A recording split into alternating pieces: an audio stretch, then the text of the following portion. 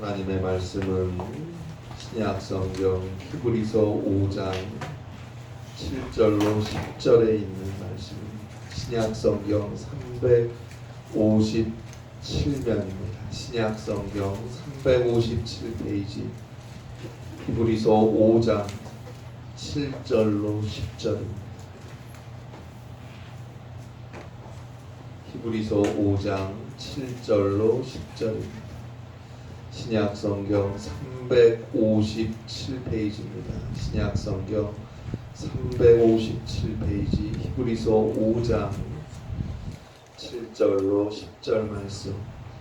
히브리서 5장 7절로 10절 우리 함께 한 목소리로 봉독하겠습니다. 히브리서 5장 7절로 10절 말씀 함께 읽겠습니다.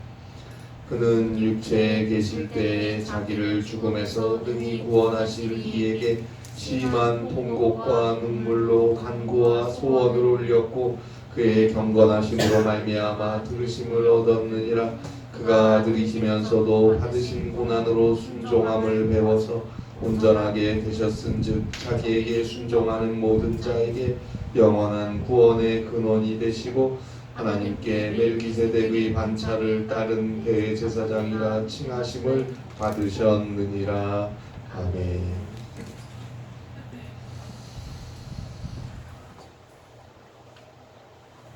한 유명 여행가가 경험한 일을 올려놓은 글을 제가 보게 되었습니다. 이 여행가가 스위스를 방문했는데요. 스위스 여행 중에 어느 날 양을 치는 목장을 가게 되었어요. 목장 안을 거닐다가 이 여행가는 목자가 양무리에 둘러싸여서 앉아있는 것을 목격하게 되었어요. 목장 옆에 있는 건초더미 위에는 병이 난 것 같은 양 한 마리가 누워 있었어요. 무슨 일인가 해서 여행가가 가까이 가서 보니 양은 다리가 부러져 있었어요. 여행가는 그 양이 너무 불쌍해 보여서 어쩌다가 이렇게 다리가 부러졌는지 목자에게 물어보았어요. 그러자 목자는 슬픈 표정을 지으면서 제가 부러뜨렸습니다 라고 말했어요. 그러면서 설명을 합니다. 제 소유의 양들 중에서 이놈이 가장 속을 썩이는 양이에요. 이 녀석은 제 말에 순종하지도 않고 양떼를 이끌고 갈 때도 따라오지도 않아요. 양떼에서 이탈해서 혼자 위험한 벼랑 끝에서 헤매고 있어서 구해온 적이 한두 번이 아니에요. 게다가 이 양은 처음 몇 번은 혼자서만 말을 안 듣더니 최근에는 다른 양들까지도 길을 잃게 만들더라고요. 저는 목자를 한 지 10수년이 되었어요. 이런 양들을 많이 겪어보았어요. 이런 양들에게는 그들의 다리를 부러뜨리는 것 말고는 다른 대책이 없습니다. 그래서 제가 부러뜨렸어요. 그리고 나서 다음날 먹이를 주려고 했더니 이놈이 분했던지 나를 물려고 해요. 그래서 한 3일 동안 혼자 있게 내버려 두었어요. 그리고 나서 찾아가 보았더니 이 양의 태도가 아주 달라졌어요. 이 녀석은 열심히 먹이를 먹었고 내 손을 핥으면서 복종하고 사랑한다는 표시를 했어요. 제가 장담하건대 이제 이 양의 부러진 다리가 다 나아서 건강해지면 모든 양들 중에서 최고로 모범적인 양이 될 것입니다. 이전에는 다른 양들에게까지 나쁜 영향을 주었지만 이제는 앞장서서 헌신하고 순종하는 양이 될 것입니다. 이 양은 고난을 통해서 순종을 배우게 될 것입니다. 고난을 통해서 순종을 배운다. 이 말을 어떻게 생각하십니까? 우리가 사는 이 세상에는 고난이 있습니다. 질병이 있고 아픔이 있고 상처가 있습니다. 그러나 그 고난을 믿음으로 받고 믿음으로 견디어내면 무언가를 반드시 배우게 될 것입니다. 그게 무엇일까요? 하나님의 뜻에 순종하는 법을 배우게 될 것입니다. 그리고 하나님의 뜻에 순종하며 살아갈 때 마침내 구원을 얻게 될 것입니다. 우리가 사는 이 세상은 고난의 바다입니다. 고난의 바다. 이거 제가 한 말이 아니에요. 석가가 한 말이에요. 오죽하면 석가가 우리 인생을 고해라고 했겠습니까? 그리고 그 고난의 끝은 죽음입니다. 어찌 보면 죄로 인해 죽을 수밖에 없는 인간의 삶이 고난으로 점철되어 있는 건 당연한 거 아닐까요? 최종 목적지가 죽음인데 당연히 몸이 쇠하고 당연히 늙어가고 당연히 죽음으로 끝날 인생인데 고난이 차 있는 것은 당연한 거 아닙니까? 따라서 우리에게는 구원자가 필요합니다. 그 구원자가 바로 예수님입니다. 죄로 인해 죽을 수밖에 없는 우리 인간들을 죄에서 구원하시고 용서하시고 구원하시기 위해서 하나님의 독생자 예수 그리스도께서 인간이 되어 우리 가운데로 이 땅에 오셨어요. 오셔서 우리와 함께 우리를 위해 사셨어요. 그리고 마침내 우리의 모든 죄악을 대신 다 짊어지시고 저 죄인의 참혹한 십자가에서 피 흘려 죽으셨습니다. 우리를 위한 하나님을 향한 우리를 위해 속죄의 거룩한 산 제물이 되셨어요. 그 예수를 하나님께서 죽은 자 가운데서 일으켜 세워주셨습니다. 이제 예수님을 믿는 자는 예수 그리스도의 십자가의 보혈 그 구속의 은총으로 죄사함을 얻게 됩니다. 하나님께서 죽은 자 가운데서 일으켜 세워주신 예수 그리스도의 부활의 생명이 예수를 믿는 자로 하여금 죽음을 지나 저 영원한 천국 구원을 얻게 해줍니다. 그 주님과 함께 살아야 합니다. 비록 고난 투성이일 수밖에 없는 인생일지라도 그 주님과 함께 할 때 참된 위로를 얻고 그 주님과 함께 할 때 참된 구원을 얻게 되는 것입니다. 주님과 함께 하는 삶, 그것을 오늘 성경에서는 경건이라고 표현하고 있습니다. 따라서 오직 경건한 삶을 사는 자에게만 고난은 하나님의 사랑을 배울 수 있는 기회가 되고 고난은 하나님의 은혜를 받을 수 있는 축복의 통로가 될 것입니다. 오늘 성경은 예수님만이 참된 대제사장이심을 말씀하고 있는데요. 그래요. 우리의 죄악을 용서할 수 있는 유일한 제사는 예수 그리스도께서 스스로 자기 몸을 바쳐서 드리신 십자가의 제사뿐입니다. 이제 우리가 우리의 대제사장 되시는 예수 그리스도께서 우리의 모든 잘못과 허물을 예수 그리스도 앞에 우리의 모든 잘못과 허물을 가지고 나와서 진실하게 회개할 때 예수 그리스도의 십자가의 보혈의 은총으로 하나님께서 우리의 죄악을 용서해 주시는 것입니다. 그러면 예수님이 어떻게 우리 모든 인간의 대제사장이 되셨을까요? 어떻게 우리 모든 인간의 죄를 사하는 대제사장이 되실 수 있었을까요? 우리 모든 인간의 죄를 대신해서 하나님께 올릴 수 있는 유일하신 참된 대제사장이 되신 이유는 다름 아닌 예수님이 겪은 고난 때문입니다. 그리고 그 고난 중에도 끝까지 보여주신 예수님의 경건 때문입니다. 그것이 예수님을 우리의 대제사장이 되게 하신 것입니다. 자, 우리의 고통과 고난과 죄악과 허물과 슬픔과 아픔을 예수님께서는 모조리 다 경험하셨습니다. 예수님께서는 인간의 모든 고난과 고통을 전부 다 경험하셨고 인간이 지니고 있는 강함과 인간이 지니고 있는 약함을 완전히 이해하고 계십니다. 그래서 그 예수님만이 우리의 참된 위로자가 되어주실 수 있습니다. 이미 다 경험하셨으니까요. 오늘 히브리 저자가 우리에게 말하는 예수님의 고통은 겟세마네의 기도로 연결되고 있습니다. 여러분, 예수님은 겟세마네에서 하나님께 매달리셨습니다. 그런데 그것은 그냥 매달리는 게 아니에요. 정말 죽을 힘을 다해 하나님께 매달리고 있어요. 아무 죄가 없어요. 조금의 흠도 조금의 티도 없는 예수님, 33살의 나이에 왜 우리의 죄 때문에 그걸 대신 지고 가장 끔찍한 죄인들의 십자가 위에서 피를 쏟고 죽어야만 합니까? 그래서 하나님께 예수님이 기도하고 있어요. 그 간절한 기도의 끝에 예수님은 하나님께 순종하게 되었습니다. 자, 오늘 성경 히브리서 5장 7절입니다. 그는 육체에 계실 때 자기를 죽음에서 능히 구원하실 이에게 심한 통곡과 눈물로 간구와 소원을 올렸고 그의 경건하심으로 말미암아 들으심을 얻었느니라.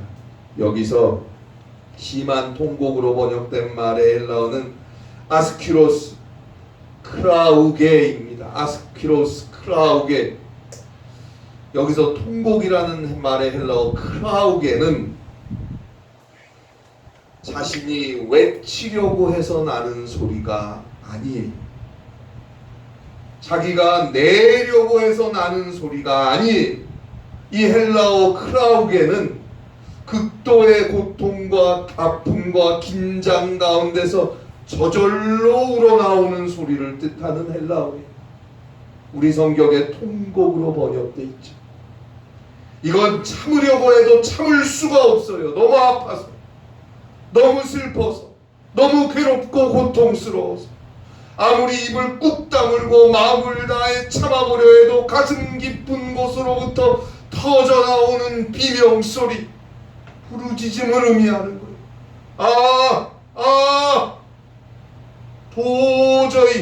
도저히 억누를 수 없는 절규입니다. 인간으로서 받을 수 있는 최대의 고난을 예수님께서 받으셨음을 우리는 이 한 단어를 통해서 알 수 있습니다. 유대 랍비들이 하는 말 중에 기도에는 3가지가 있는데 그 3가지는 기도와 외침과 눈물이다. 기도는 조용한 것이고 외침은 소리를 내는 것이고 눈물은 모든 것을 이겨낸다 라고 말했어요. 눈물은 모든 것을 이겨낸다. 이게 무슨 말이에요? 기도가 외침이 되고 그 외침이 결국은 눈물이 될 수 있습니다. 그러한 절실함과 그러한 간절함이 있을 때 모든 것을 이길 수 있다는 뜻입니다. 어느 누구도 슬픔을 경험하지 않는 자는 없어요. 그러나 예수님은 인간으로서 경험할 수 있는 가장 큰 슬픔, 가장 큰 아픔과 가장 큰 괴로움을 알고 계셨습니다. 그 큰 아픔과 큰 슬픔과 큰 괴로움에 몸부림치는 눈물의 기도를 예수님은 알고 계셨어요. 그 경건이 예수님에게 있었다는 말입니다. 그 눈물의 기도, 그 통곡의 기도, 그 경건을 통해서 예수님은 하나님의 뜻을 알게 되었어요. 결국 순종을 배우게 된 것입니다. 그래서 십자가를 지신 거예요. 예수님의 겟세마네 기도가 없었으면 죄인인 죽을 수밖에 없는 우리 인간에게 용서와 구원은 없는 거 아닙니까? 예수님이 십자가를 지시지 않았을 테니까.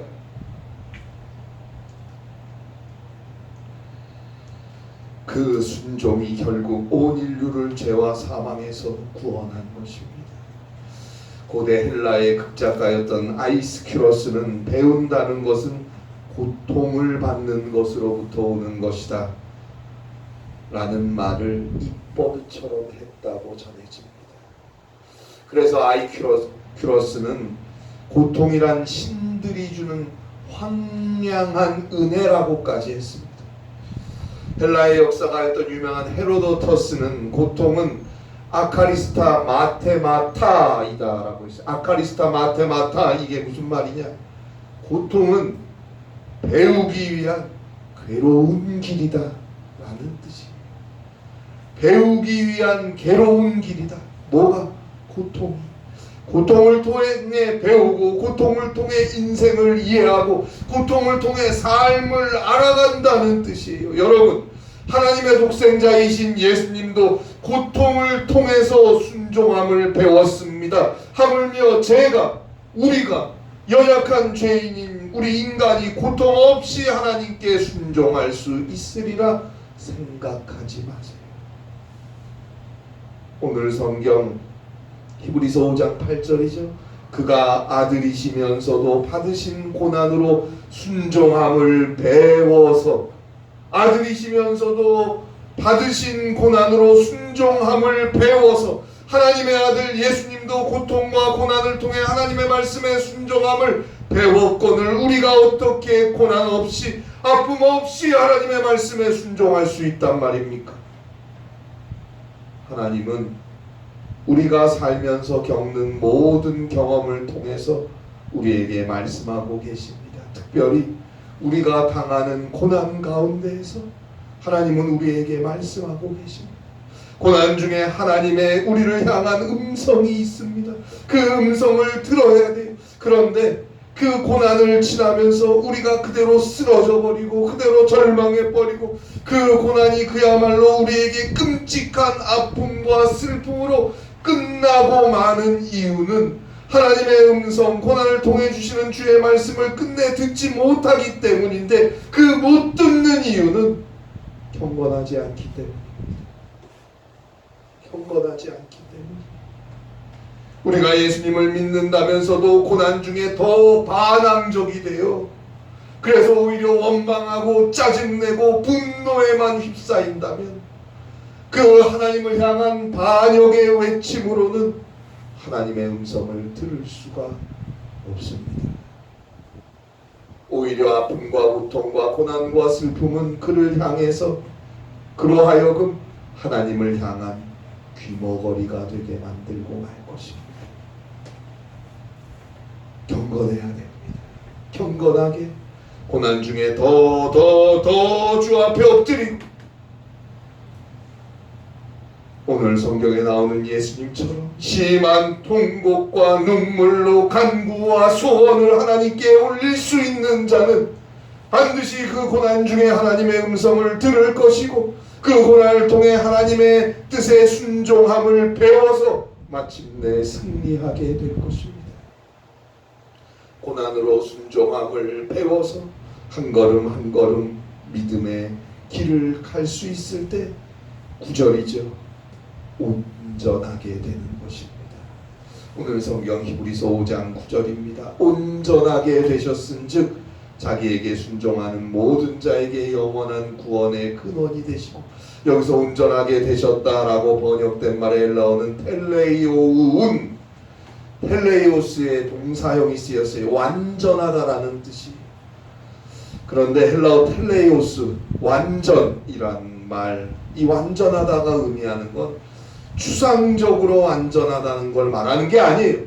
이건 아주 구체적이고 기능적으로 완전하다라는 의미라는 걸 우리는 알아야 합니다. 그러니까 저 사람은 완벽해, 그렇게 막연하게 추상적으로 쓰이는 단어가 아니에요. 이 텔레이오스라는 단어는 저 사람은 이러이러한 일에 있어서, 이러이러한 분야에 있어서 전문가로서 완전하다라는 의미인 거예요.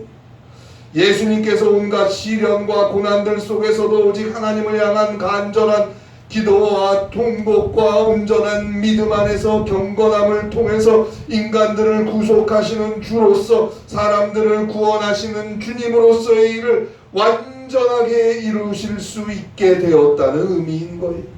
예수님께서 모든 인간들의 죄를 용서하실 수 있는 것은 인간들이 걷고 있는 어두운 골짜기를 스스로 지나오셨기 때문이에요. 오직 경건함으로 그 어두운 골짜기를 지나오셨기 때문입니다. 그래서 예수님이 주시는 구원은 이제 영원한 구원이 되었어요.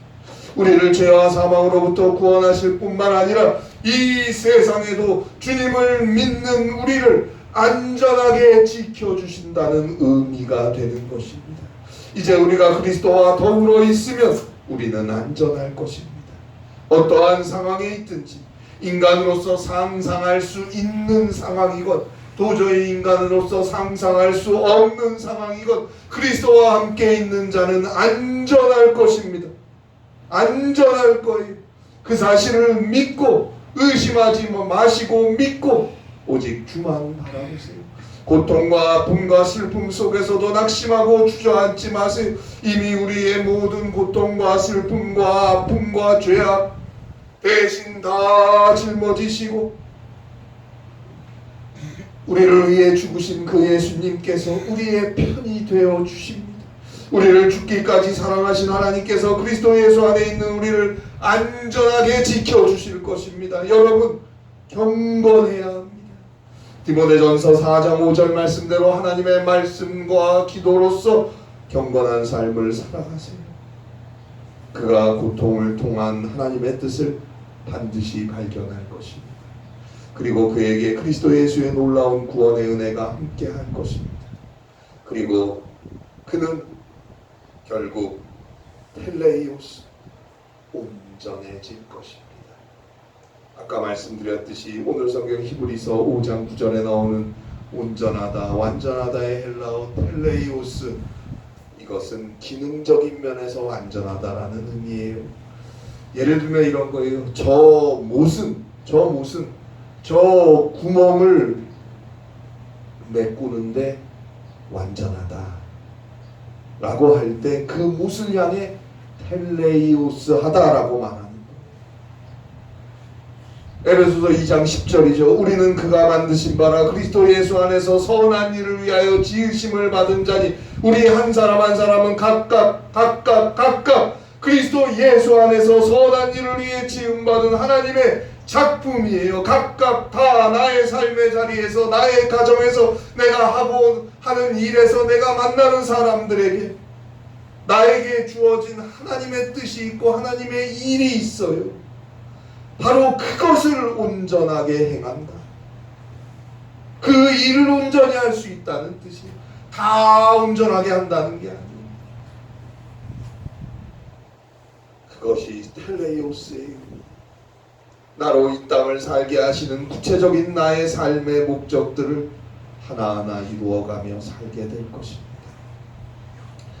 아시스의 성자 프란체스코가 늘 기도하고 말씀 가운데 사랑하며 주의 뜻을 따라 사는 프란체스코가 정원을 괜히로 고르고 있을 때 누군가가 찾아와 물었어요.